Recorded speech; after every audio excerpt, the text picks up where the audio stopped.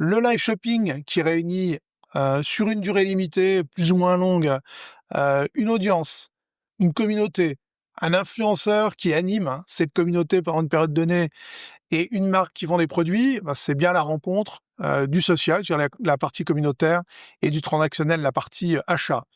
Et puis aujourd'hui, il y a une traduction très claire de ce qu'est le social commerce, c'est TikTok Shop. C'est la seule plateforme au niveau mondial qui vient du social, vient de la distribution des contenus, dans une certaine mesure un peu de l'entertainment, et qui a intégré du e-commerce au sein de sa plateforme sans avoir à quitter la plateforme. Acheter sur TikTok Shop, c'est 2 clics.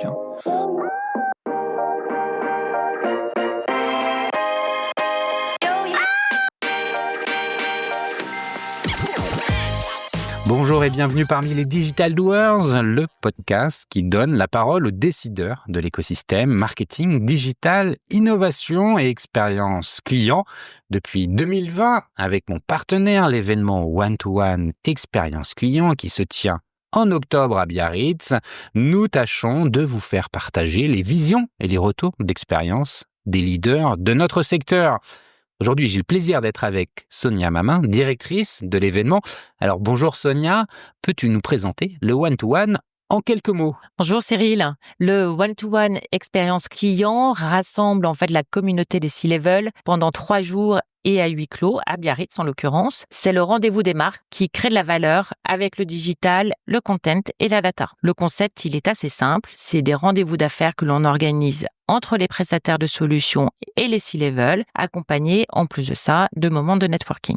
Effectivement, le one-to-one est clairement un rendez-vous incontournable. C'est également des keynotes et des conférences d'exception. Oui, tout à fait. Nous avons un contenu de grande qualité avec des speakers triés sur le volet pour aborder tous les sujets d'actualité et partager les retours d'expérience des uns et des autres. Merci Sonia pour cette rapide présentation. Et pour en savoir plus, comment doit-on faire? Le meilleur moyen, c'est vous vous rendez sur le site internet du One-to-One Biarritz ou vous nous suivez sur notre page LinkedIn. Merci Sonia, à très bientôt à Biarritz et en audio, toujours sans coupure.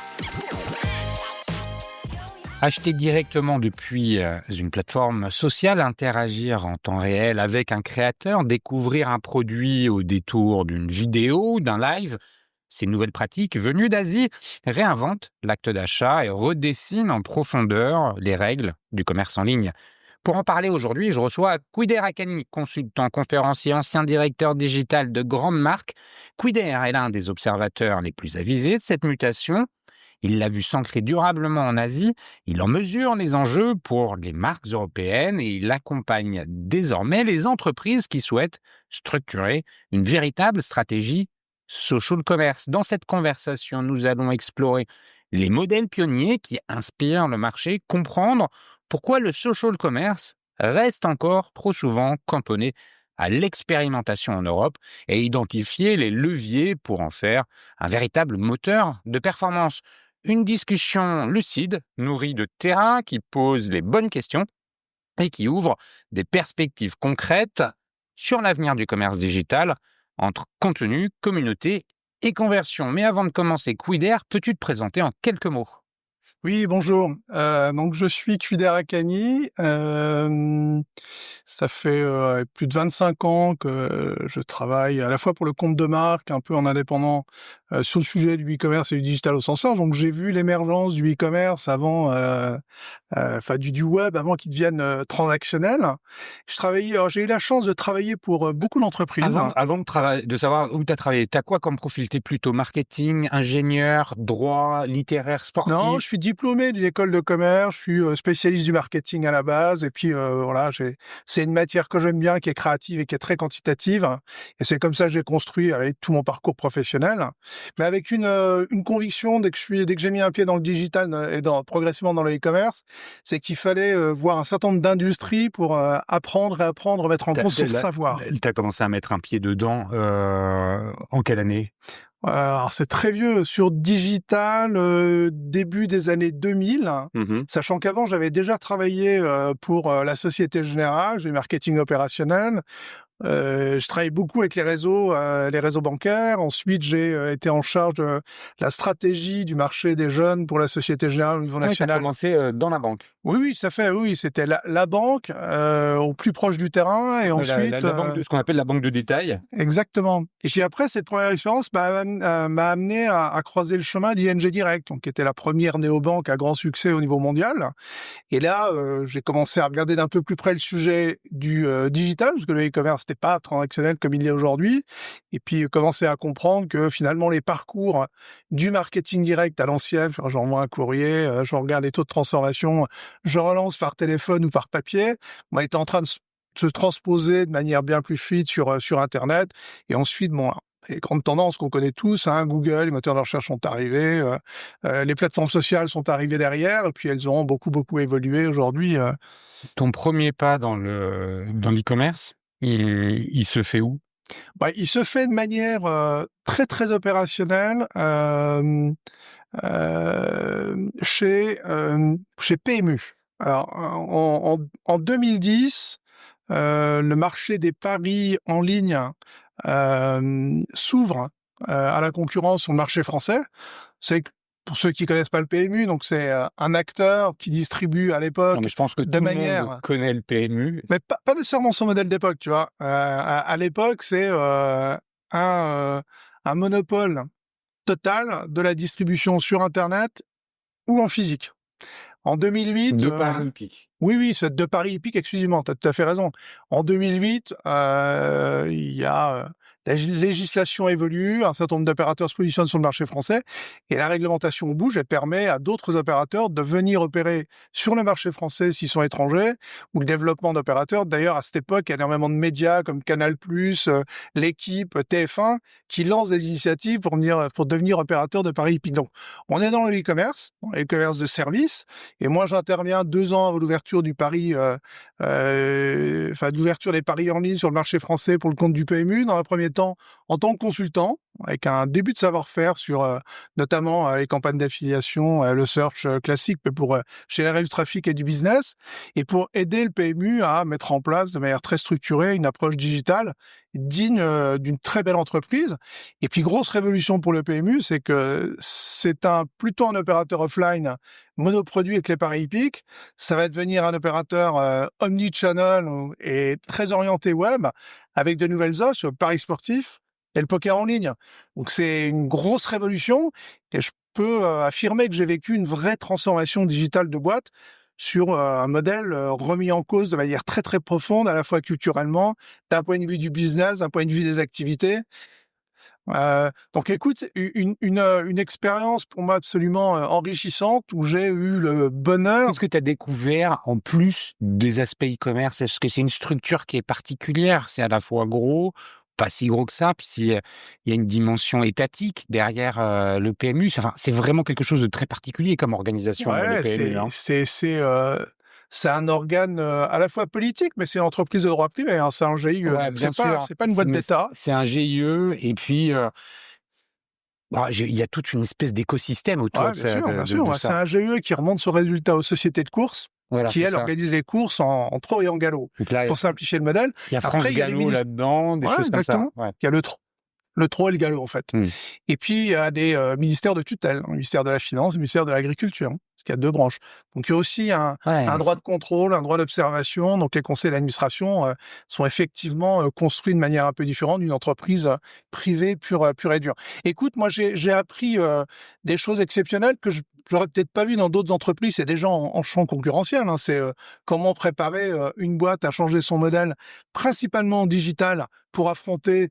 Je pense qu'il y a eu près de 25 opérateurs qui sont arrivés sur ce marché. T'imagines, tu es en monopole sur ton activité, tu te retrouves un an après face à 20-25 opérateurs qui arrivent et qui sont anglo-saxons, allemands, français, et qui ont, eux, un vrai savoir-faire digital que tu n'as pas nécessairement construit, en tout cas de manière aussi puissante que le marché l'exigeait. J'ai appris à construire des équipes digitales très performantes, très rapidement. Et c'était pas joué, parce que, tu sais, quand tu recrutes quelques profils digitaux à l'époque, il n'y en a pas des masses, et tu viens avec l'idée du PMU, c'est pas top of mind pour les gens qui veulent faire du digital en 2010 d'aller bosser au PMU. Mais le projet était tellement exceptionnel que j'ai réussi à séduire énormément de bons profils qui venaient de chez eBay, qui venaient de chez Yahoo, hein, des très beaux profils qui sont venus nous rejoindre à cette époque. Et ça nous a permis de monter une équipe que je considère de killer. Et je pense qu'à l'époque, on a une très belle réputation, probablement une des meilleures équipes à la perf sur le marché français. On était doté de moyens importants. Et puis j'ai découvert que le e-commerce, c'est une des dimensions du digital. J'avais aussi une responsabilité sur la partie activation de la marque online.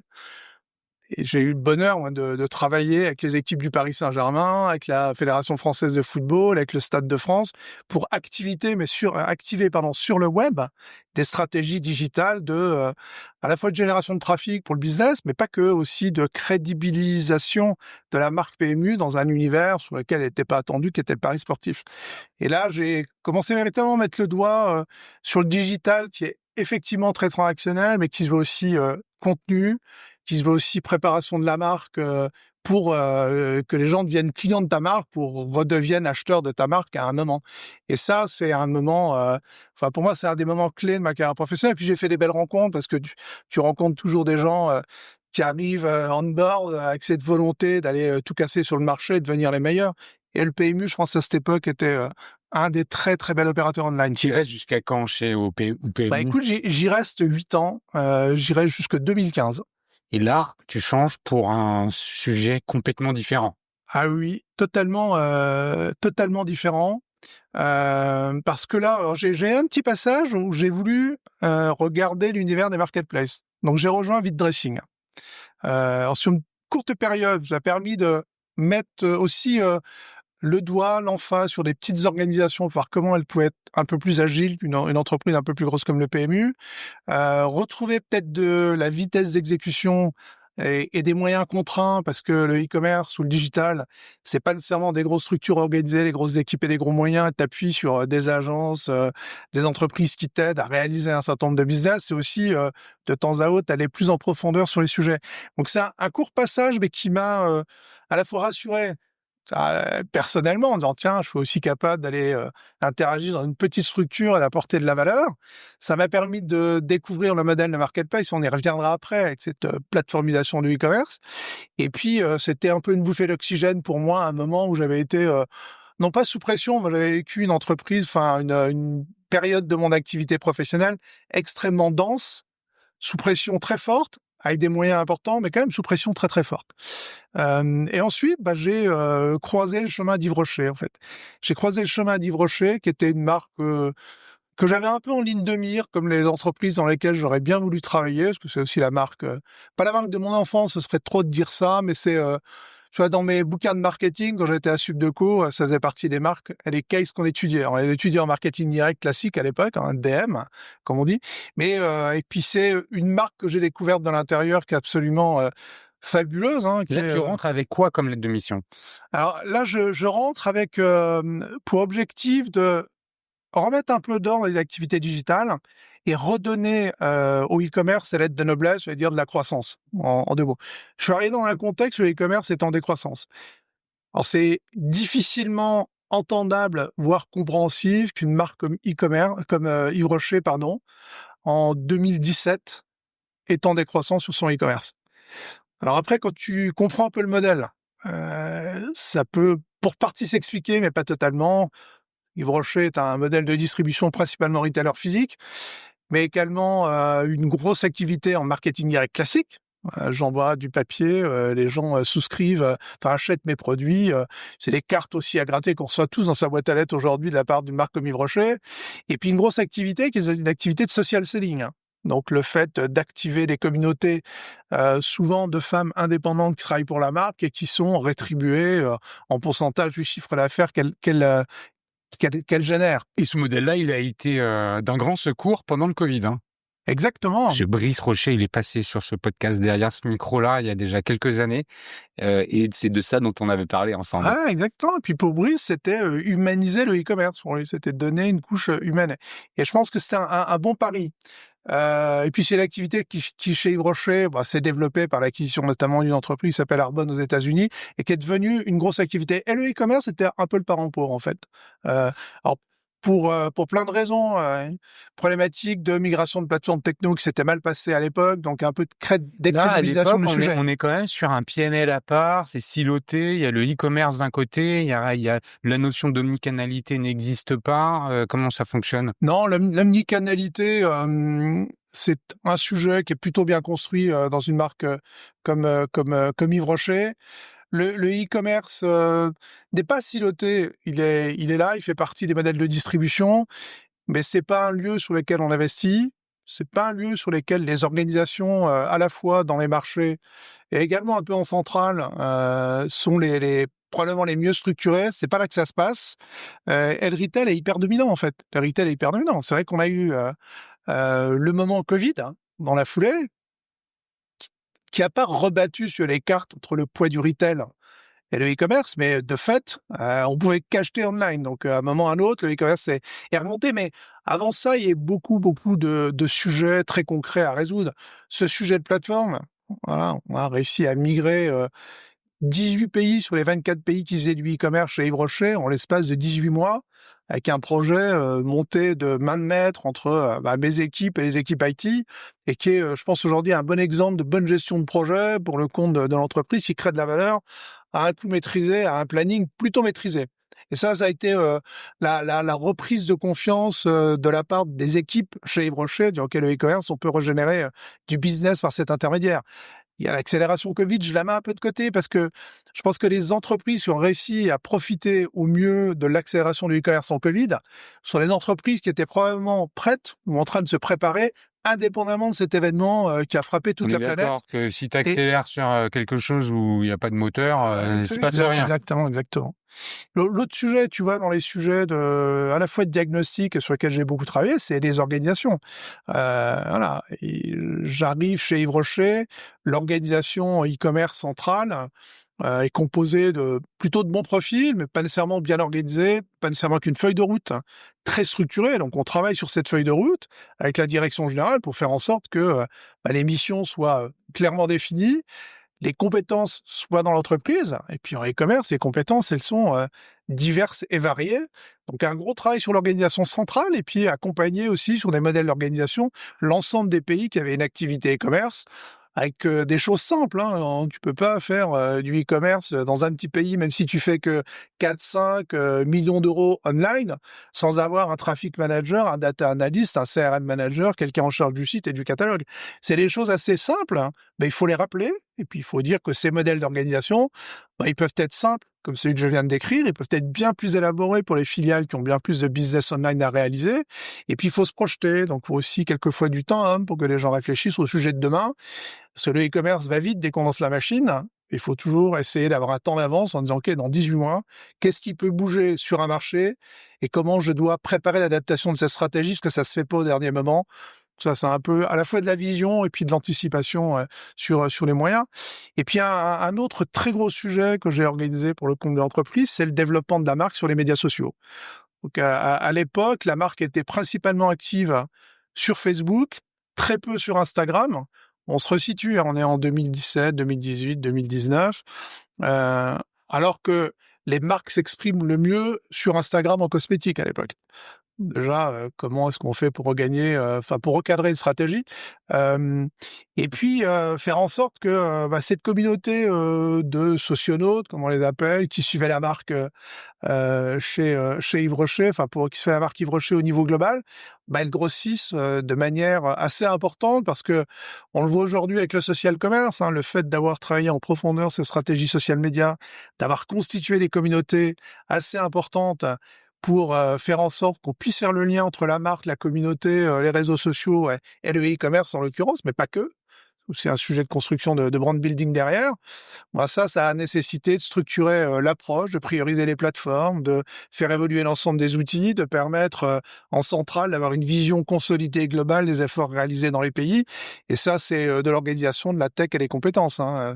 Et puis après, de rechercher aussi plus de proximité avec les plateformes, parce que moi, j'ai toujours été dans tous mes jobs très proche des grosses plateformes. Ça peut être Google, évidemment les équipes de Meta. Et ça a été, pareil, un moment très plaisant pour moi de travailler en collaboration très forte avec les équipes de Meta et de Google sur la partie YouTube pour faire en sorte qu'on soit à la fois bien accompagné et qu'elles aient également une très bonne compréhension de nos marchés pour faire en sorte qu'on adapte les stratégies de manière percutante, pas en surinvestissant, mais en étant véritablement très présent localement. Tu vois, la pénétration d'Instagram en Turquie était bien plus forte qu'ailleurs dans tous les marchés. Le niveau de compétence des équipes en Turquie chez Yves Rocher était très très bon en social media. On pouvait aller plus loin sur qu'est-ce qu'on fait de ce canal pour en faire un canal business également, parce que les gens maîtrisaient absolument la plateforme. Il y a des pays plus petits où il n'y avait pas cette Tu as dû maturité. aussi vivre l'évolution d'Instagram, parce qu'Instagram, en 2017, c'est pas Instagram en 2025. Hein. Ah, c'est sûr. Bah, écoute, moi, j'ai vu l'évolution de l'Instagram Shopping notamment, parce que j'ai toujours une orientation performance et e-commerce dans tout ce que j'entreprends comme métier. C'est pas la seule, mais elle est très très forte. Et c'est vrai que le fait que Instagram commence à préempter l'univers du social commerce sans être allé malheureusement jusqu'à l'intégration du checkout dans sa plateforme. Moi, j'étais de ceux qui, à chaque, je sais pas, monthly ou quarterly meeting avec les équipes de Meta, leur disaient, OK, c'est quand qu'on a le checkout? Parce que je commence à une communauté colossale.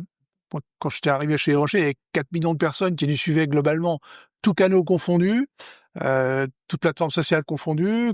Quand j'ai quitté l'entreprise, il y avait plutôt à 15 millions de personnes. Donc, quand tu dis, OK, tu as réussi à faire venir autour de la marque, avec tes équipes, avec l'ensemble des pays, 15 millions de personnes qui nous suivent dans le monde, bon, j'avais qu'une envie, c'est comment je convertis. Parce que le fait de leur parler, c'est les stratégies de contenu qui sont plutôt bien pensées chez Yves Rocher, la marque étant... Mais je suis d'accord avec toi que c'est assez surprenant finalement que tu sois obligé de les faire sortir de l'application pour pouvoir vendre. Ouais, exactement. Et que pour les faire sortir, c'est compliqué.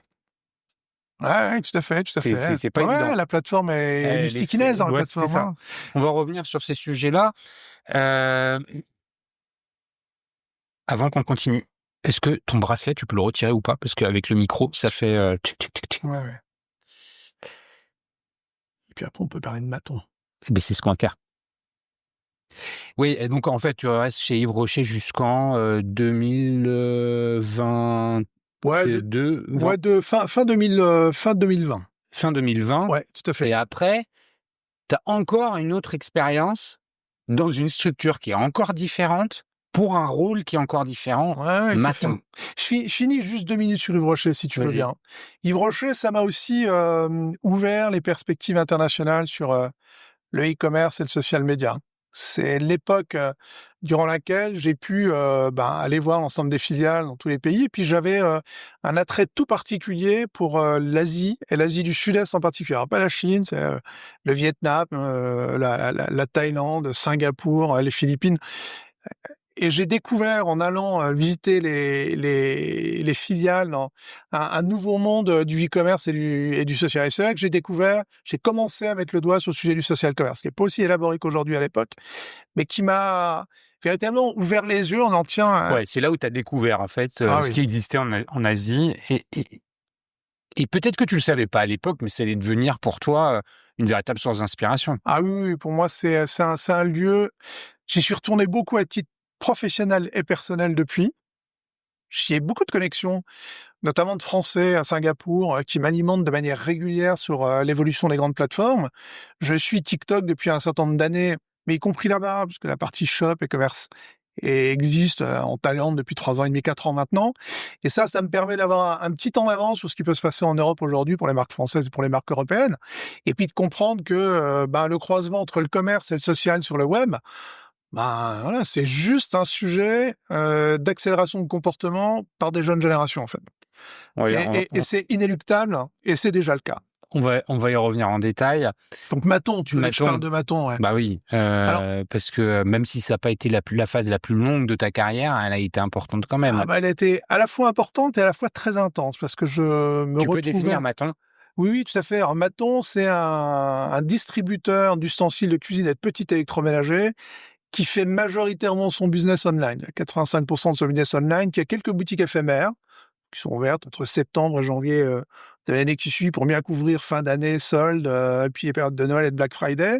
Donc le modèle est plutôt pas mal et qui a aussi une activité historique catalogue, parce que c'est une activité B2B qui est devenue B2C avec le temps, mais qui est quasiment déshérence aujourd'hui. J'ai occupé la position de CEO, là pour le coup, Et ça m'a permis d'apprendre encore bien plus de choses parce que quand tu es CDO chez Yves Rocher, bah, tu vois les choses d'un niveau assez high level en fait, hein, même si j'ai capacité, parce que j'ai opéré avant, d'aller dans le détail avec les équipes et de regarder, de challenger pas mal de choses. Après, quand tu es CEO, ben voilà, tu es redevable du résultat net de la boîte, la Et puis la croissance du chiffre dimension de d'affaires. Maton, c'est pas tout à fait la même que Yves Et, Rocher. et exactement, c'est Maton, écoute, c'est 20 millions d'euros de chiffre d'affaires, c'est 50 personnes. Hmm. Donc t'es aux manettes surtout, puis si t'aimes mettre les doigts dans le cambouis, ou les mains dans le cambouis, ce qui est mon cas, bah t'as envie de regarder des tonnes de choses, et puis tu comprends bien comment les choses se passent. Écoute, de manière très synthétique, au-delà d'avoir connu une autre position, puis un autre secteur d'activité, moi ce qui m'a le plus appris, c'est d'aller avec l'actionnaire, hein, d'aller dans le détail des comptes d'exploitation du business chaque mois.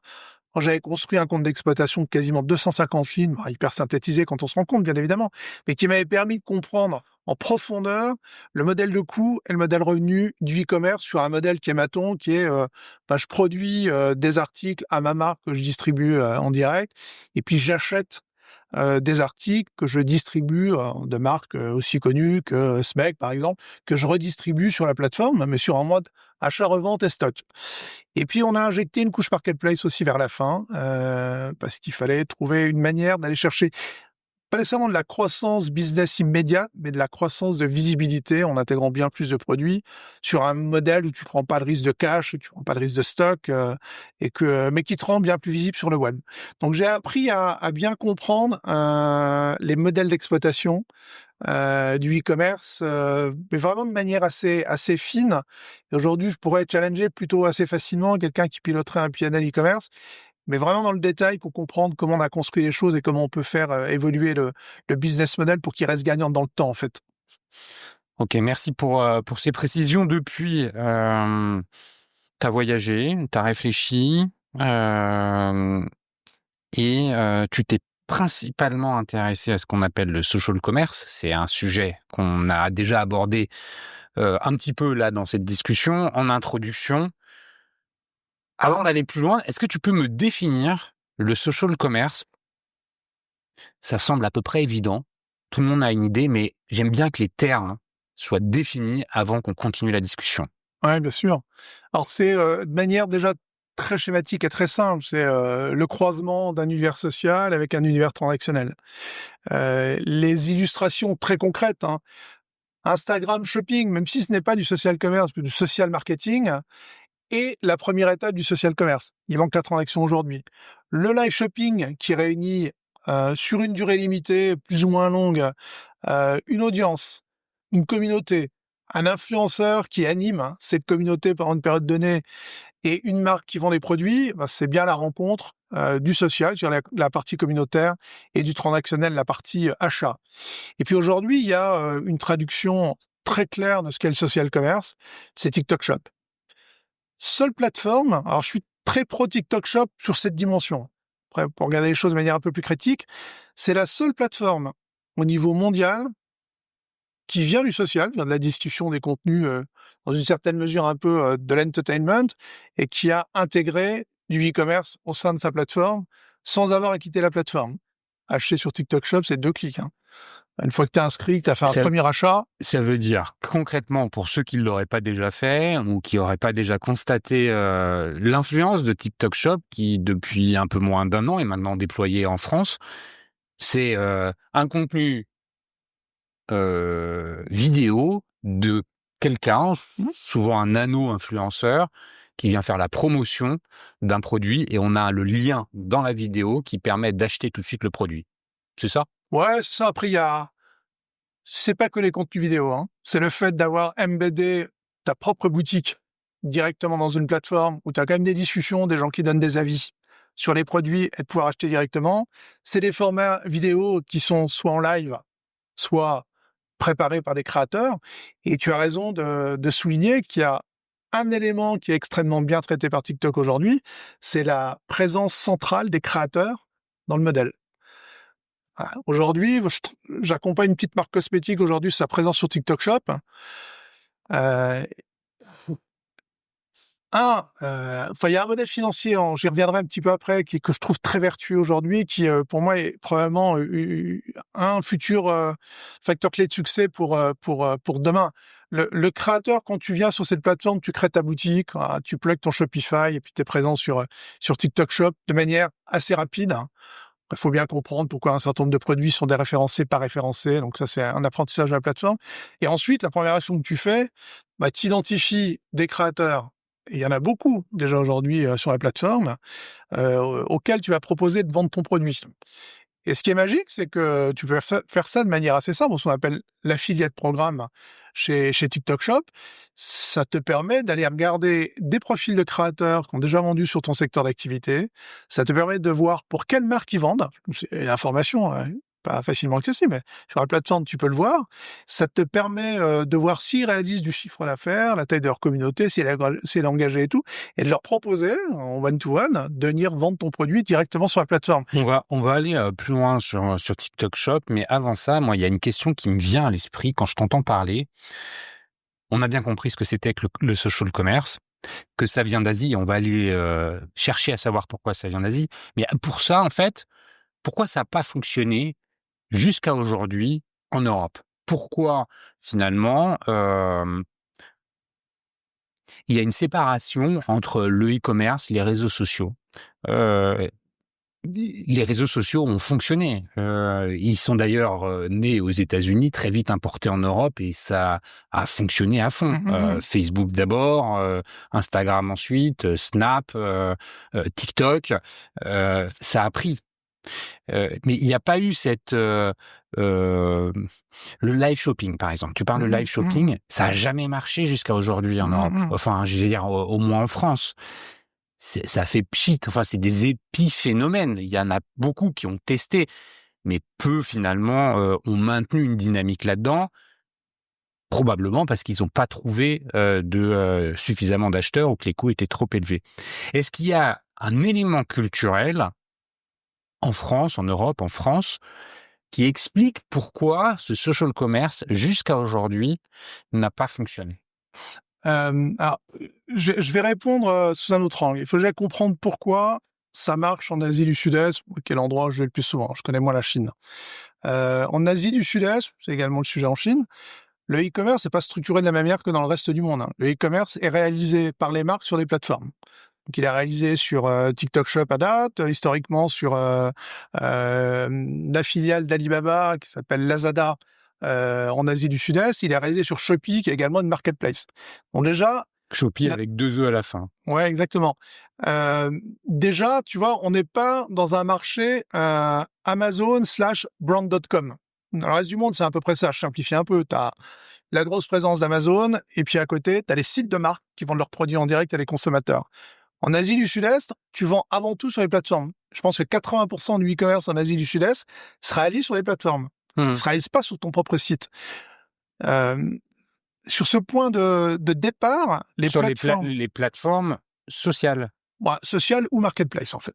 Shopee est une marketplace. Ils ont injecté les fonctionnalités sociales en intégrant le live shopping.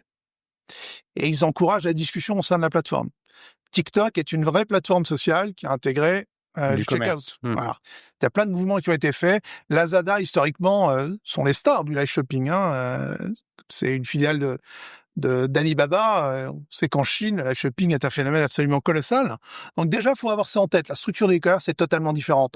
Donc c'est ce qui explique le succès en Asie du Sud-Est. Différent. Pourquoi ça s'est en Asie développé différemment qu'en Amérique du Nord ou en Europe? Parce que c'est l'histoire de la construction du e-commerce dans ces pays. Tu sais que l'influence a un gros historique en Chine, même le sentiment que quelquefois l'influence est à l'origine du e-commerce. Il y a beaucoup de business qui ont commencé par les influenceurs, qui sont ensuite mis sur les plateformes et qui ont vendu leurs produits. Donc c'est la structure qui fait que ces plateformes ont des moyens colossaux pour pouvoir développer des fonctionnalités et être très en avance. Ah ok, d'accord. Donc en fait, c'est les moyens, c'est parce que c'est aussi quelque part, tu parles d'influence en Chine, culturellement, l'influence du Parti communiste? Non, je parle Je parle des influenceurs mégastars. Mais On a ça, tous vu les exemples. c'est ça, c'est arrivé parce qu'il y a eu ces plateformes-là. Ouais, bien sûr. Parce qu'il y a eu cette culture de la consommation. Hein. Et C'est- puis, probablement aussi parce que le poids des marques est différent. Tu vois, en Europe et dans le reste du monde, les marques sont fortes. Alors, je dis pas qu'en Asie, il n'y a pas de marques. Il y a des marques, en Thaïlande, il y a énormément de marques de cosmétiques, par exemple, mais elles n'ont pas le même poids que les marques. Donc, la distribution a probablement pris le pas sur la marque. Ok, c'est intéressant. Voilà. Et en Europe, en France en particulier, on veut maîtriser. Tu vois, les marques veulent tout maîtriser. Moi, je viens d'une entreprise qui s'appelle Yves Rocher. Je comprends bien, un modèle totalement intégré, de la plante au consommateur. Hein. Donc, tu veux maîtriser toute cette chaîne. Cette chaîne, elle est en train de collapser. Peut-être pas sur la partie produit, mais sur la partie distribution, hein, complètement en train d'exploser. On en reviendra un petit peu après. Et puis la distribution, tu vois, ce qui me surprend en Asie, c'est le focus qui est mis sur ces plateformes sur la partie paiement. Et quand tu y penses de manière assez basique, Ça veut dire quoi, le focus sur le paiement? Non, mais c'est généraliste comme terme. Ouais, Focus tout à sur le fait, tout à paiement. fait. Bah, le fait d'avoir la possibilité dans une plateforme, au travers d'une application mobile, de pouvoir acheter, évidemment online classiquement pour acheter les produits, de pouvoir payer dans ton taxi avec la même application, pouvoir payer ton electricity bill avec la même application, pouvoir aller au cinéma, acheter ton billet avec cette même application. Le paiement est totalement intégré dans cette application mobile. On parlera de super application mobile un peu après si tu veux, qui fait que cette dimension-là, alors c'est aussi lié au fait que contrairement au reste du monde, le paiement, enfin Alibaba est une banque, voilà, dans le reste du monde, on a des GIE bancaires avant tout. Et on a des néobanques qui commencent à se positionner, et puis on a quelques solutions alternatives qui arrivent. Ils utilisent les schemes habituels aussi en Asie? Pardon, Les Visa et Mastercard, où ils ont leur Oui, propre... bien sûr qu'elles existent, mais les transactions, comme le e-commerce, passent aussi par ces plateformes qui ont intégré le paiement jusqu'à devenir des solutions bancaires elles-mêmes, en fait. Tu vois? Donc, et ce sujet du paiement qui est évidemment clé quand tu fais du e-commerce, les acteurs en Asie ont travaillé en profondeur pour faire en sorte de capter les transactions Mais est-ce que plus ça aurait rapidement. été possible sans la Chine? Est-ce que, en fait, la Chine n'a pas influencé l'ensemble de l'Asie sur ses façons de consommer? Si, tout à fait, tout à fait. Ce qui s'est passé en Asie est répliqué maintenant en Asie du Sud-Est depuis quelques années. Ce qui s'est passé en Chine, tu veux dire, est Oui, en Chine, pardon, est venu sur le reste de l'Asie, en Asie du Sud-Est. Après, ça a donné des idées à beaucoup. Shopee est une plateforme qui est une plateforme pure Asie du Sud-Est, hein, thaïlandaise de mémoire, donc qui s'est inspirée de ce qui se passait. Et puis après, quand tu regardes, j'ai rencontré beaucoup de monde récemment. J'étais surpris que beaucoup de business autour du e-commerce en Asie du Sud-Est étaient montés par des ex-Lazada. Lazada étant Alibaba. Donc, il y a énormément de business qui ont été montés par des gens qui ont été dopés, qui ont grandi c'est ça. à la Alibaba way of doing things sur le e-commerce, qui ont monté les business en Asie du Sud-Est, quoi. Qui ont été les représentants d'Alibaba, qui ont monté les business et qui maintenant remontent d'autres business. Hein. Quand on parle d'Asie, on est d'accord qu'il y a bien un pays qu'on écarte de tout ça, c'est le Japon. Oui. En tout cas, moi, je l'écarte pas. C'est que dans mes observations, j'ai été plus inspiré, j'étais plus au contact des marchés d'Asie du Sud-Est que de la Corée, du Japon, de la Chine. Donc, je l'écarte pas de fait, mais il se passe des choses également dans ces pays. Donc, pourquoi en Europe on fonctionne pas de la même façon? En fait, quand je t'écoute parler, il y a une idée qui me vient. Est-ce que c'est pas aussi le fait qu'en Europe, dans un territoire relativement réduit à l'échelle du monde, on a un nombre de cultures, de pays, de façons de faire vachement concentré, donc de marques, un nombre incroyable de marques à l'échelle européenne. Je pense que c'est la zone au monde qui en concentre le plus grand, et avec une force dans les marques européennes qui sont, et en France en particulier, qui est très fort. Le fait que ce soit finalement segmenté comme ça, est-ce que ça explique qu'il n'y ait pas eu l'émergence de grosses plateformes, comme en Asie du Sud-Est, aux États-Unis, et qui finalement a un petit peu structuré la façon de faire du commerce et du e-commerce? Ouais, écoute, je pense pas. Je pense que, et tu viens de le dire, le fait qu'on ait une culture des marques très forte, ça fragmente le marché, parce que chaque marque veut avoir sa propre initiative et veut contrôler sa distribution, son image, ses produits. Ça, c'est L'Europe est construite comme ça et c'est fort, c'est grâce à ça qu'on a les champions dans la cosmétique et dans la mode. Hein. Donc ça, c'est difficilement. Par contre, sur la partie, je sais plus ce que tu avais cité juste avant. Le fait que ce soit Non, fragmenté. le fait que ce soit fragmenté, non plus, parce que tu vois, en Asie du Sud-Est, il y a 10 pays, alors c'est moins que les pays Mais c'est européens, pour ça que je t'ai mais fait qui ont dire. des cultures totalement différentes. Le Vietnam, c'est pas la Thaïlande. C'est pour ça que je t'ai volontairement fait dire, juste avant, que la Chine a influencé l'ensemble de la Oui, zone. ça oui, clairement. Et qu'en Europe, on n'a pas une influence Ah, comme il y a en Chine. En fait, j'avais ma petite idée derrière la tête en te faisant dire ça. C'est-à-dire que l'Europe, c'est absolument pas fédéral. C'est des cultures millénaires qui se sont foutues sur la gueule jusqu'à il y a encore pas longtemps à l'échelle de l'histoire de l'humanité, même si on a tendance à voir que ça commence un peu. Des langues différentes, des cultures différentes, des petits pays à l'échelle du monde. La Chine, bon, tu vois, elle a une zone d'influence. Et un historique de commerce interne avec ces marques dont tu viens de parler, qui est fort, qui est dans l'ADN. En Chine ou en Asie du Sud-Est, les marchés sont neufs. Il y avait tout inventé, pas de marque, il fallait distribuer. ah Et oui, donc le fait qu'il y ait eu cette histoire-là différente et la taille a fait passer à l'échelle des comportements dans l'ensemble de la zone, à mon avis, de façon différente et peut-être plus rapide que ce qu'on a pu voir en Europe. Les États-Unis, où il y a aussi des marques, les États-Unis, ils ont un territoire qui est beaucoup plus grand, une seule langue, une seule nation, et ils ont pu développer les systèmes de plateforme. Ouais, c'est un peu comme ouais, ça que je vois les choses. ouais, c'est vrai, la fragmentation est pas propice au développement rapide. Et chaque pays étant culturellement à la fois indépendant, avec des marques plus ou moins fortes pays à pays, hein, et belles marques dans certains pays en Europe, dans d'autres, il n'y a pas de marque très forte, connue en tout cas mondialement. Ça a pu avoir. Après, j'aimerais revenir sur un ou deux sujets. Tu vois, on parlait du live. Ok, pourquoi ça n'a pas pris? En fait, en France, en Europe, le live au moment du Covid, beaucoup de marques. Ils Je l'ont me dis, ok, essayé. c'est une opportunité. Le retail est Fermé. et la logique, c'était, tu vois, c'est le retail est fermé, mais on a du staff. Hein. Les points de vente ne sont pas fermés. C'est-à-dire, on ne peut plus accueillir des clients. C'est la règle du jeu pendant le Covid. C'est je peux plus accueillir des clients pour des raisons sanitaires. Mais je peux avoir une boutique ouverte, faire des lives. C'était pas interdit à l'époque, hein. Être masqué et tout, ouais, et pouvoir accueillir. Et un certain nombre de marques se sont dit, OK, on va utiliser ce moment. On peut vendre qu'online pour essayer d'expérimenter un certain nombre de choses. Alors, les grosses marques ont fait des trucs absolument exceptionnels. Hein. Moi, toujours en référence, Etam, hein, qui a été probablement une des marques qui a fait des défilés, des trucs absolument extraordinaires, un peu après les années Covid, mais c'est pendant le Covid que les choses se sont déclenchées. Moi-même, quand j'étais chez Yves Rocher, on a activé du live en Suède, en Turquie, au Canada, avec une solution française d'ailleurs, c'est Spoky qui a été racheté, je crois, je sais plus par quelle boîte. Et puis mais on l'a fait. Et quand je suis arrivé chez Maton, j'ai aussi activé du live, tu vois, avec un chef, Norbert Tarrer. Mais les marques l'ont fait dans des conditions économiques un peu hors normes, en fait. Hein, en disant, OK, il y a un contexte d'urgence.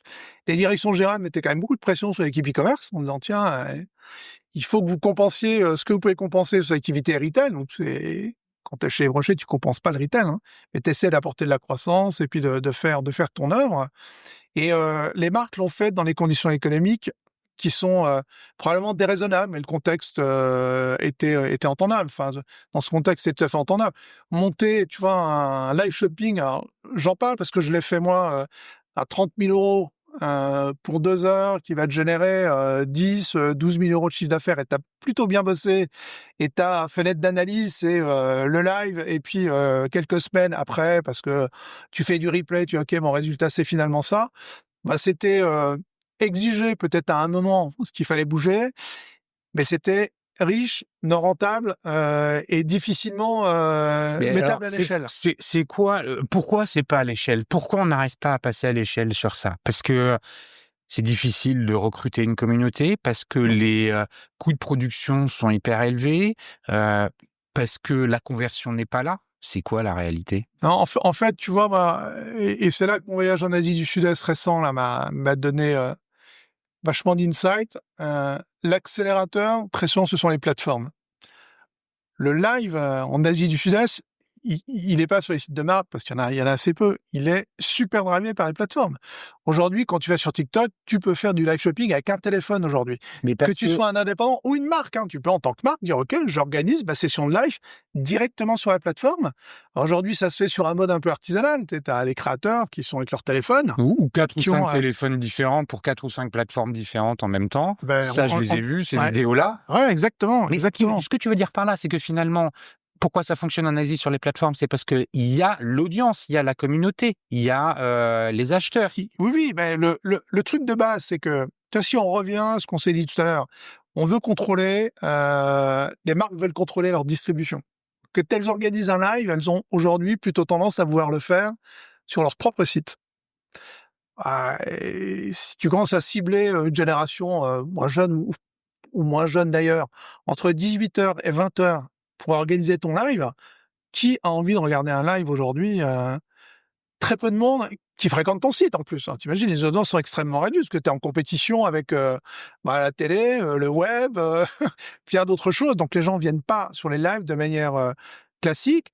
Et la seule manière de les faire venir, c'est des grosses campagnes CRM sur ta base client et de l'acquisition de trafic. Donc toutes les marques ont organisé les choses de cette manière.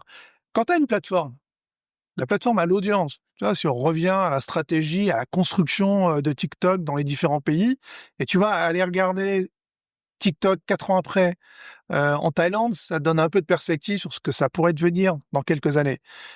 La stratégie, elle est assez simple. Hein, c'est ils arrivent sur un marché et ils créent l'audience. C'est les contenus, la discussion, et ça s'appelle TikTok. Ils commencent à mettre quelques formats publicitaires. Mais comme Insta. Ouais, tout à fait. Ils mettent quelques formats publicitaires parce qu'il faut quand même générer du revenu. Ils mettent des fonctionnalités e-commerçantes et ils commencent à proposer le shop, la partie live shopping. Ils prennent des commissions très faibles au début. En France, aujourd'hui, c'est 5%. Dans 3 ans, ce sera probablement 10, voire plus. Et puis après, ils font monter la partie GMV en stimulant fortement à la fois les marques et à la fois les créateurs pour que le business se fasse sur la plateforme avant tout. Oui, donc en et fait, la stratégie est smart. La raison principale de l'échec du live shopping ou du social commerce en France, ça a été, mais surtout du live shopping, ça a été finalement l'incapacité pour les marques à driver un flux sur leur session de live shopping. Ouais, c'est principalement ça. Le flux étant cher, c'est du trafic, hein, tout est cher. Faire de l'acquisition de trafic aujourd'hui, dans la mesure où il est concentré chez Google, Bien sûr qu'il chez est cher. Amazon, Et tu peux plus maîtriser le flux. finalement, les 15 millions de personnes que tu as réussi à atteindre en communauté en quittant Yves Rocher, 15 millions worldwide pour Insta, Insta, Meta Facebook, globalement, YouTube Meta, également, ouais, tout à fait. Et un peu TikTok à l'époque déjà. C'est comment convertir finalement cette audience en achat, hein, c'est les driver. Live shopping ou pas live shopping, hein, d'une façon ou d'une autre. L'investissement qui a été fait là, il faut le transformer en achat derrière d'une manière ou d'une autre. Et puis après, tu as le fait qu'une plateforme comme TikTok Shop arrive en Europe et dans le reste du monde, te garantit de répondre au sujet de l'audience. L'audience est là.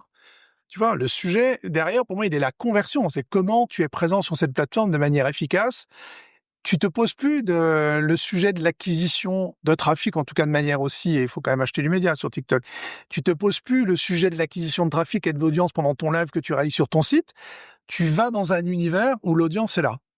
L'audience est là et pour la toucher, tu n'as pas que ton flux à toi, tu vas pouvoir utiliser les créateurs. Mais bien sûr, bien sûr. Et ouais, mais ça, c'est vraiment fondamental et clé, parce que sans eux... Oui, tout à fait. Les créateurs sont au centre de cette plateforme et demain, probablement d'Amazon, on va y revenir après. Et on continue sur les Chinois. Et ce qu'on observe avec TikTok et TikTok Shop aujourd'hui en France, c'est que tu as ce que j'appelle des nano-influenceurs qui, aujourd'hui, sur TikTok Shop, vendent à fond la caisse du Temu. Bien sûr.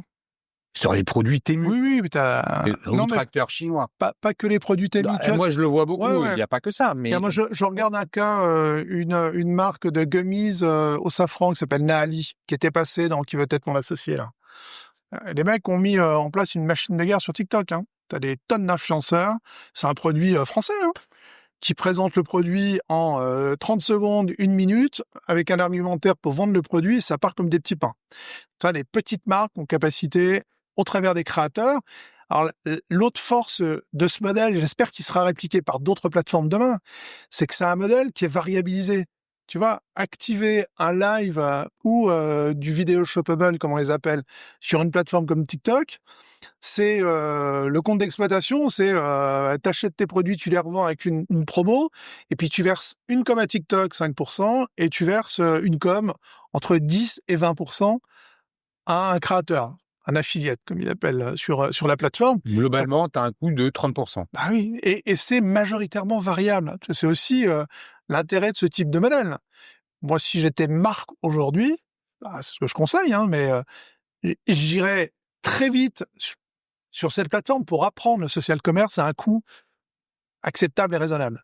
Et ces 5% dont je parle, la commission actuelle de TikTok, elle sera à 15% dans 3-5 ans, inévitablement. Ça fait partie du modèle, Donc, ça c'est veut augmenté. dire 15% pour TikTok, ça veut dire 20% pour Le créateur, hein. les créateurs. Donc, on est déjà à 35, peut-être 40%. Ouais, plus les frais marketing, c'est un moment ou un autre, les formats T'es à, marketing. t'es à 50%. Ouais, mais après, tu vois, faut mettre ça en regard à un e-commerce intégré au sein d'une marque. Ah non, mais je Là, dis pas, bien sûr, mais est-ce que tu t'as pas peux de être, staff, t'as pas de tech. t'as pas de staff, t'as pas de tech, mais tu es dépendant de la plateforme. Ouais, bien sûr. La plateforme, comment elle peut vivre, survivre, quels sont les aléas politiques qui peuvent entrer en Ouais, ligne il y a de compte. cette On dimension. le voit aujourd'hui aux États-Unis, hein, Trump qui menace et qui repousse éternellement le truc, mais enfin qui Ouais. menace quand même TikTok de fermer ou d'être acheté.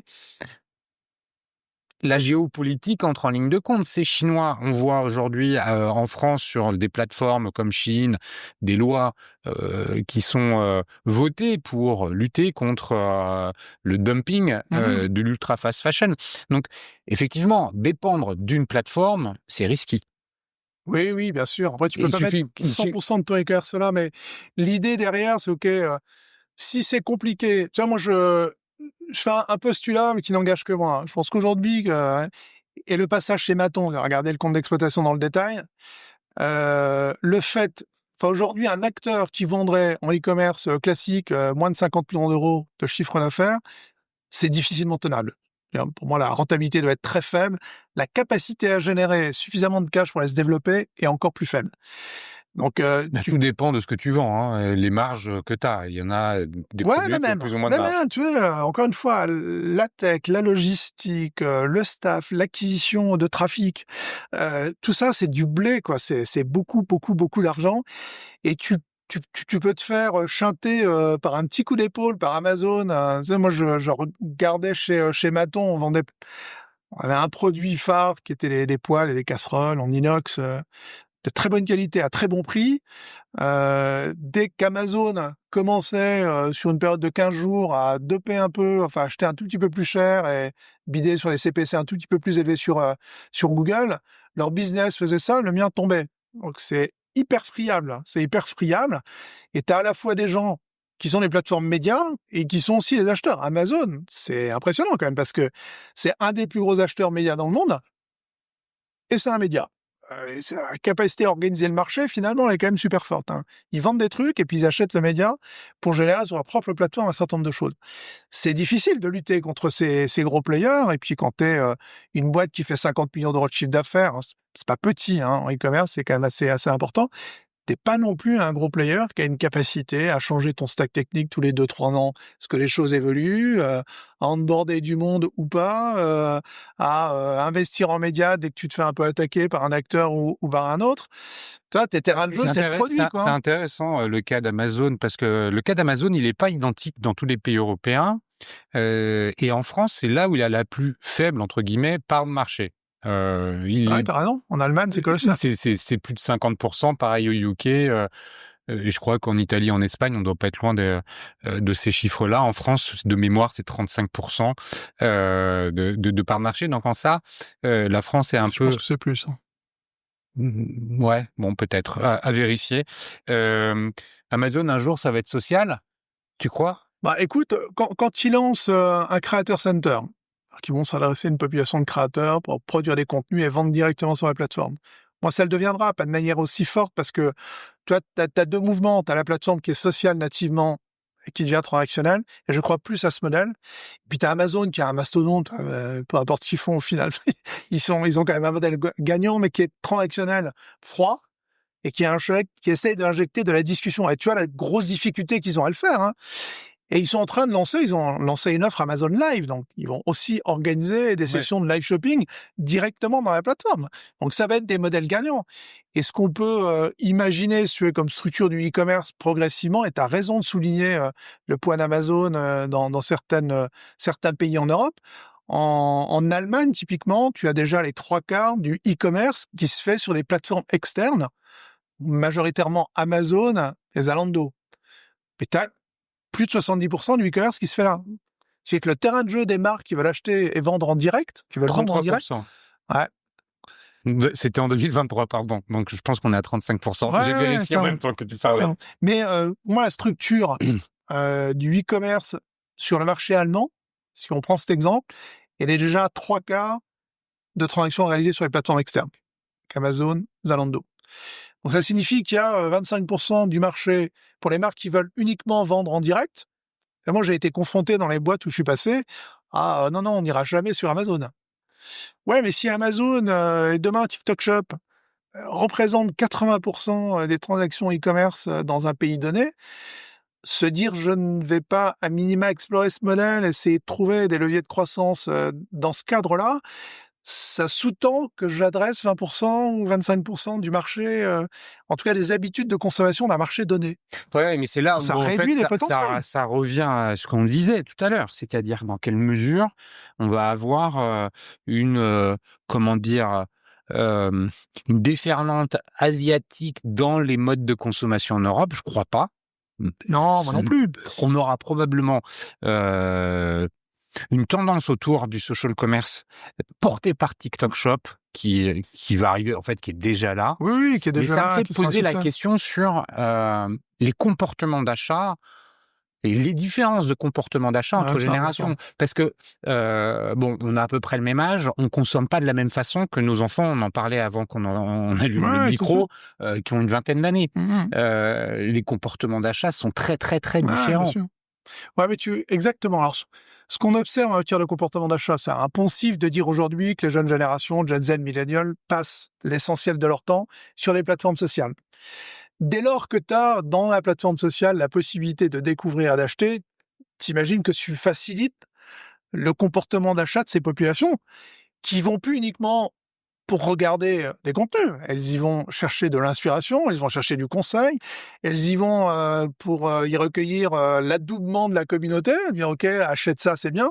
Elles y vont à la rencontre aussi de créateurs qui ont testé les produits. C'est aussi une... Ouais, c'est la réassurance par rapport à ça qui est fondamentale. Hein. Et on a un sujet de... Pour moi, on a même un sujet de défiance dans la relation entre la marque et le consommateur final. Le discours des marques est probablement de moins en moins entendable aujourd'hui. Donc, quand tu écoutes de moins en moins les marques, qu'est-ce qu'elles te disent, hein, des discours qui peuvent être perçus comme très formatés, ou pas nécessairement le reflet de la réalité, bah, tu auras tendance à aller discuter avec quelqu'un de ta génération, de ta communauté, un influenceur que tu suis.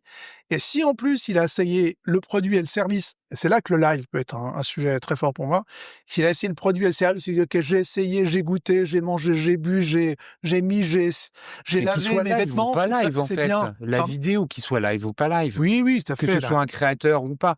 C'est quoi l'intérêt du live? C'est quoi par rapport à finalement un replay entre guillemets, c'est-à-dire le nano-influenceur qui va t'expliquer pourquoi le produit A fonctionne bien et puis il montre dans une vidéo comment il a utilisé son produit et à quel point il en est content. Le live est un event, hein. La vidéo c'est un format publicitaire. Le live est un événement. Tu peux et puis après derrière le live, moi très sincèrement je le comprends pas, mais c'est pas parce que je le comprends pas que j'ai raison. Hein. Bien sûr. Mais derrière le live, il faut qu'on creuse un tout petit peu. T'as plein de concepts de contexte de live. Tu peux avoir un live qu'on qualifie traditionnellement de one-to-one, où tu as une vendeuse dans une boutique Gucci qui parle à un client en format vidéo, en direct, qui va lui montrer le produit sur un mode très personnalisé. Chanteur. Bien sûr, mais il est en live et t'achètes. Ça, il y a Gucci le fait, hein, Oui, en oui, sortant de pays. t'as réservé ton créneau pour avoir Exactement. ton vendeur Ah, qui, pendant 30 minutes, va t'accompagner dans ta exactement. démarche d'achat. Premier format de live. Deuxième format de live, ton CRM. Et tu invites 1000 clients, et là, pour le coup, le faire sur ton site, c'est très approprié, ou un nombre limité de clients pour découvrir en avant-première une collection de vêtements, de bijoux ou autres. C'est Et la vente privée. voilà.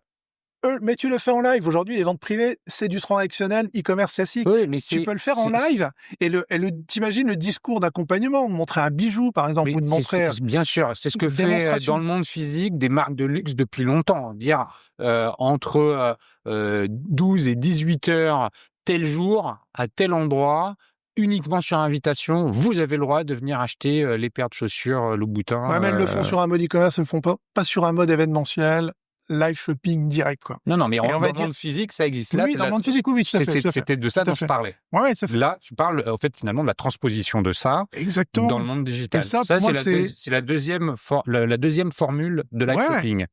Autre format de live shopping que j'ai vu en Thaïlande, dans les centres commerciaux. Mhm. On se pose toujours la question de la génération de trafic en point de vente. Je suis allé voir un centre commercial qui s'appelle Platinum à Bangkok, où tu as des vendeuses indépendantes qui viennent dans les boutiques, qui discutent avec le tenant, la responsable de la boutique, le propriétaire de la boutique. Souvent, c'est des vêtements, des sacs, peut-être un petit peu de bijoux, mais pas trop cher la plupart du temps, qui négocient, qui disent, OK, quel est le prix public? Moi, je l'achète en gros à tel prix, et qui organisent leur live directement dans le point de vente. On peut transposer ce type de modèle demain en disant, OK, on peut aussi, comme ça a été fait pendant le Covid, hein, organiser des sessions de live shopping directement dans les points de vente, avec l'essayage en direct dans le cadre d'un live et la vente directement dans le live. Comment ça marche opérationnellement? T'as une influenceuse qui se rend dans un centre commercial. Elle est suivie par X milliers de personnes en direct. Elle dit, tiens, je vois ce magasin, je rentre dedans. Voilà, je pense qu'elle aura discuté un petit peu en amont avec les responsables du magasin. Donc, elle a scénarisé le truc. Ouais, mais à peine. Je les ai vécus en direct, il n'y a pas beaucoup de scénarisation. C'est des vraies vendeuses. Comme elle arrive dans le magasin, elle dit, voilà, le sac, machin truc, regardez, il est canon, pourquoi je vous conseille de l'acheter? Ouais, exactement. Elles connaissent un peu la marque, probablement. Elles connaissent la marque. Bon, bref, elle fait la promo du sac en question. Je l'ai vu faire avec des sacs, je l'ai vu faire avec des robes. Et comment elle vend derrière? Parce qu'il y a la logistique, tout le système, comment ça marche? Comment le magasin expédie? Comment il sait à qui expédier? Les systèmes sont assez élaborés, hein, très souvent. Ouais, mais toi, j'aime bien que ce soit concret. Ouais, tout à fait. Très souvent, ce sont des vendeuses, alors je vais mettre entre guillemets, elles sont indépendantes, mais elles sont assez professionnelles et organisées. Le système de delivery, de fulfillment et autres en Asie du Sud-Est, par le coût de la main-d'œuvre et par un historique de capacité à gérer de la livraison très très rapidement, est très organisé. Moi, j'ai vu dans les centres commerciaux où elles organisent, à la fin de la session de live qui a duré 2 heures, elles ont vendu, 250 produits, j'ai vu avec des robes, 250 robes, elles sont déjà organisées avec des prestataires pour envoyer les produits, et quelquefois, c'est elles qui repartent aux Philippines. J'ai vu une jeune femme philippine qui faisait ça à Bangkok, qui récupère les produits, hein, qui va aux Philippines et qui fait la livraison directement les Philippines dès le lendemain. Et ça va très vite. Ou alors, il y a les sociétés de livraison dans le même centre commercial, au niveau -1, il y avait pas mal de prestataires qui ensuite font les paquets et les envoient directement. Ça, c'est organisé sur les plateformes, ça. C'est organisé sur les plateformes. C'est ce qui représente le plus gros du live shopping en Asie? Non. Non, ce qui représente le plus gros du live shopping en Asie, ce sont des créateurs et des communautés assez importantes qui font des sessions de live pour le compte de marque, mais qui le font sur TikTok, Shopee et Lazada, et qui vont vendre, j'ai vu des lives avec une marque thaïlandaise d'articles de sport qui s'appelle Harry Gear, et qui vont vendre 2000 articles pour, 20-30 000 $ pendant une durée de 2 heures. C'est quoi l'intérêt à ce moment-là, de faire du live shopping? C'est de pouvoir vendre très vite sur une plateforme où tu as déjà une audience, et pour les marques, de générer un chiffre d'affaires colossal. Mais pourquoi moi, je te donne en live? parce que là, on touche peut-être un sujet culturel. Tu vois, on touche peut-être un sujet culturel. La partie entertainment dans l'acte d'achat en Asie du Sud-Est, notamment en Thaïlande, hein, on les embrasse. Enfin, les gens sont quand même assez joviaux. Elle est assez clé. D'ailleurs, on dit, quand on parle du live shopping, on dit, quand tu es sur une marketplace, c'est comme aller dans un centre commercial avec une intention d'achat, tu visites des boutiques et tu choisis. quand tu fais du live shopping, tu es sur ton canapé devant ton écran de télé, tu regardes des shows et des spectacles, puis à un moment, il y a un truc qui t'interpelle, tu l'achètes parce que c'est facile. Donc, il y a une dimension entertainment qui est clé autour du live. Donc voilà, l'avenir du live, il doit être suffisamment chaud, il doit être suffisamment dans la proximité entre le consommateur et la créatrice ou le créateur. Et puis c'est cette dimension qui va rendre l'acte d'achat moins froid, un peu plus sympa, et puis qui va donner envie à probablement des jeunes générations, mais pas que, d'aller vers le produit et vers la marque. Ouais, c'est là où moi je vois une grosse différence entre l'Asie et l'Europe, la France. Tu m'as absolument pas convaincu que le live shopping dans sa version complètement débridée asiatique va arriver en France. J'y crois pas 2 secondes parce qu'il y a trop de différences culturelles. En revanche, le live shopping dans le personal shopper, dans les ventes privées répliquées en live, ça je veux bien y croire. Parce que le modèle, il est quelque part un petit peu connu déjà en Europe. Il est compatible avec la culture, entre autres la culture des marques. En revanche, avoir une influenceuse qui débarque à Paris 2, Vélizy 2 et qui va embarquer une communauté, rentrer dans les magasins pour dire ça, j'y crois pas. Il y a rien qui est fait aujourd'hui pour que ça puisse fonctionner.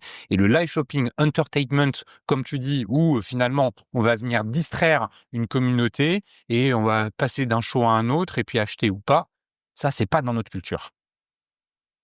Non. Écoute, franchement, moi je fais pas le même pari. Il y a l'arrivée de TikTok Shop est le catalyseur. J'y crois. TikTok Shop sur la partie live Mais est le catalyseur. C'est là où moi j'y Dans crois. tous les marchés, ils arrivent, c'est le catalyseur. Toute la jeune génération, elle fonctionne avec des modes asynchrones. Asynchrones. C'est-à-dire que les vocaux envoyés, les messages WhatsApp qui sont répondus 48 heures après, si on considère que le padré, on en a rien à faire. C'est une communication qui est asynchrone. Ils sont pas au téléphone en train de se parler en direct. C'est asynchrone. Ouais. Donc le live n'est pas asynchrone. Il est en temps réel. Et c'est pour ça que j'ai du mal à croire que le live va fonctionner de la même façon que qu'en Asie. En revanche, que tous les nano-influenceurs sur TikTok Shop fonctionnent, alors ça, j'ai même plus besoin d'y croire, je le constate que ça fonctionne, c'est déjà là. Et les chiffres de TikTok Shop aux États-Unis, ça fait quoi, un an et demi qui sont déployés là-bas, ils sont faramineux. Donc ça, c'est une réalité de cette facette du social commerce. Alors là, il n'y a même plus besoin d'y croire, les preuves nous sont apportées. En revanche, le live shopping dans sa version complètement débridée asiatique en Europe, moi, j'arrive pas à y croire. Écoute, moi, je prends le pari. Il faut inventer un live. Il faut inventer notre format de live à nous. Pas juste répliquer ce qui se passe en Asie, c'est aller comprendre. C'est le chemin que j'ai fait, essayer de comprendre les facteurs clés de succès, dire comment je peux répliquer en Europe et dans le reste du monde des sessions de live shopping. Il y a quelques acteurs en français qui essaient de faire bouger le marché. Ils sont petits pour le moment. Et puis, tu vois, il y a les gros retailers qui commencent à pas uniquement s'interroger, parce que les gens de Carrefour commencent à faire des lives. Les gens de boulanger... Ils les font sur TikTok ? Non, pas pour le moment. C'est probablement le choix qui est peut-être pas le bon encore pour le moment. Mais TikTok est là depuis 2 mois, la partie shop. Donc, c'est encore tout récent. Et puis, 2 mois, mais t'as vu c'est fulgurant. Bien sûr, bien sûr, bien sûr.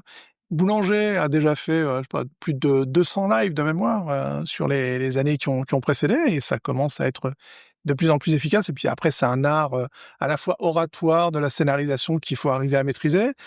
C'est fait sur leur site ou sur propres écosystèmes. Decathlon a lancé son Decat Live pour montrer un certain nombre de produits. Donc je pense qu'il y aura... Et puis après, tu sais, discussion que j'avais une agence récemment, ces sujets de social commerce et de live shopping en particulier, c'est une démarche un peu collective du marché. Soit dans 3 ans, on va expliquer que c'est la faute à Temu à Chine, pour lequel un certain nombre de plus uniquement retailers physiques, mais les retailers online commencent à mourir, et ce sera une manière d'expliquer les choses. Soit on se dit, OK, comment est-ce que nous, on invente nos propres formats, comment on va à la découverte de ces plateformes pour bien les maîtriser, et comment, dans un contexte, dans un pays où la marque est plus forte que dans cette partie du zone, cette partie du monde, l'Asie, qu'on vient d'évoquer maintenant, comment j'arrive à adapter ces approches à un marché, et la vraie et seule question pour moi, elle est là, elle est même pas... Et tu verras, moi je en termes de comportement, on l'a dit, une nouvelle génération surconsomment le média social achèteront dans ces univers-là et pas ailleurs. Je suis convaincu que le live, ce sera de plus en plus et de mieux en mieux scénarisé, prendre en considération les marques. Et puis, il faut il faut des drivers sur ces sujets-là. Il faut des drivers sur ces sujets-là. Moi, j'en suis un par la parole, par les prises de parole, par les gens que je conseille. Il faut qu'il y ait des marques. Je discutais avec l'ancienne patronne de Pinterest France il y a quelques années, Stéphanie aux États-Unis, qui m'expliquait que pendant la première année de présence de TikTok Shop, y compris sur la partie live, ça bougeait pas beaucoup parce que c'est des petits créateurs pour des petites marques. Et dès qu'il y a eu quelques marques un peu imposantes qui sont arrivées sur le marché, le truc a décalé. Donc on peut aussi se dire, OK, qui sont les marques les plus innovantes qui vont comprendre aujourd'hui l'intérêt de ces nouveaux modes de commercialisation, voire d'interaction avec leurs futurs clients de demain. Comment est-ce qu'elles vont exploiter, tester, apprendre? Puis tu vois, pour clôturer peut-être cette question-là,